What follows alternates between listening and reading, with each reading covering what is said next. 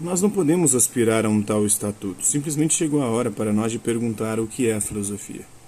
Nunca havíamos deixado de fazê-lo, e já tínhamos a resposta que não variou.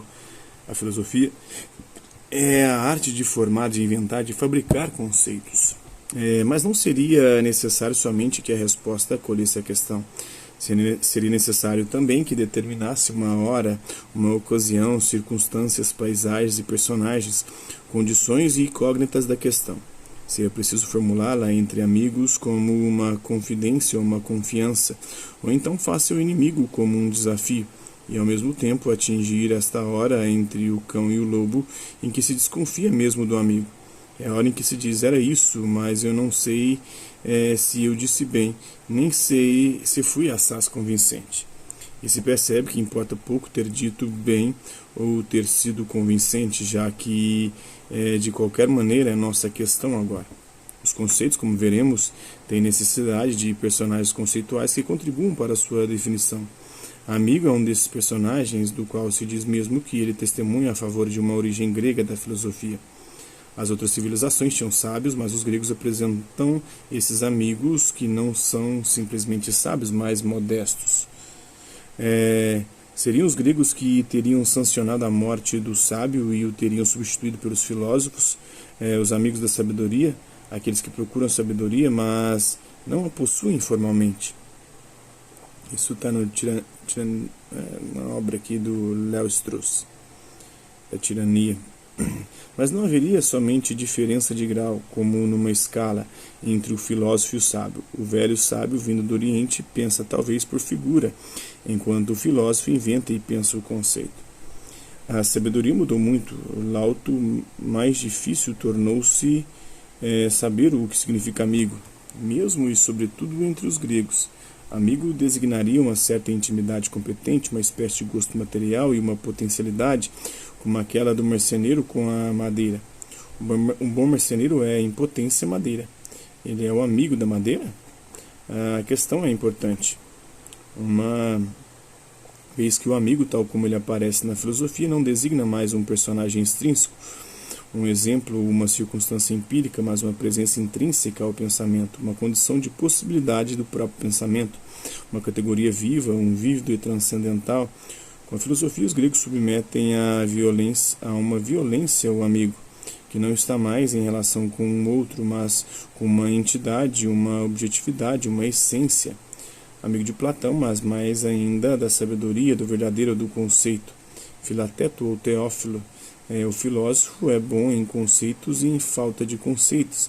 Ele sabe quais são inviáveis, arbitrários e inconsistentes, não resistem a um instante, e quais, ao contrário, são bem feitos e testemunham uma criação, mesmo se inquietante ou perigosa.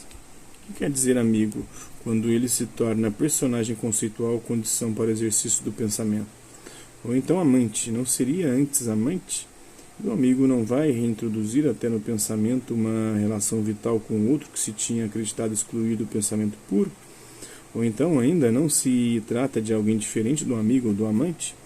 Pois se o filósofo é o amigo ou o amante da sabedoria, não é porque ele aspira a ela, nem é ela se empenhando em potência, mais do que a possuindo em ato. O amigo seria, pois, também o pretendente, e aquele de que ele se diria o amigo seria a coisa que é alvo da pretensão, mas não o terceiro que se tornaria, ao contrário, um rival? A amizade comportaria tanto desconfiança competitiva com relação ao rival, quanto tensão amorosa em direção ao objeto do desejo. Quando a amizade se voltasse para a consciência, os dois amigos seriam como o pretendente e o rival. Mas o que os distinguiria? É sob este primeiro traço que a filosofia parece uma coisa grega e coincide com uma condição das cidades.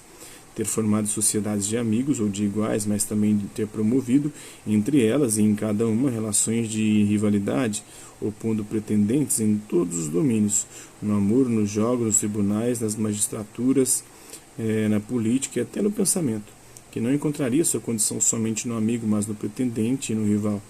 A dialética que Platão define pela anfisbetese, a rivalidade dos homens livres, um atletismo generalizado, o agon. Por exemplo, Xenofonte, na República dos Lacedemônios, analisaram particularmente esses aspectos da cidade. É próprio da amizade conciliar a integridade da essência e a rivalidade dos pretendentes. Não é uma tarefa grande demais? O amigo, o amante, o pretendente, o rival são determinações transcendentais, que não perdem por isso sua existência intensa e animada, no mesmo personagem ou diverso. E quando hoje Maurício Blanchot, que faz parte dos raros pensadores que pensam o sentido da palavra amigo em filosofia, retoma esta questão interior das condições do pensamento como tal. Não são novos personagens conceituais que ele introduz no seio do mais puro pensado.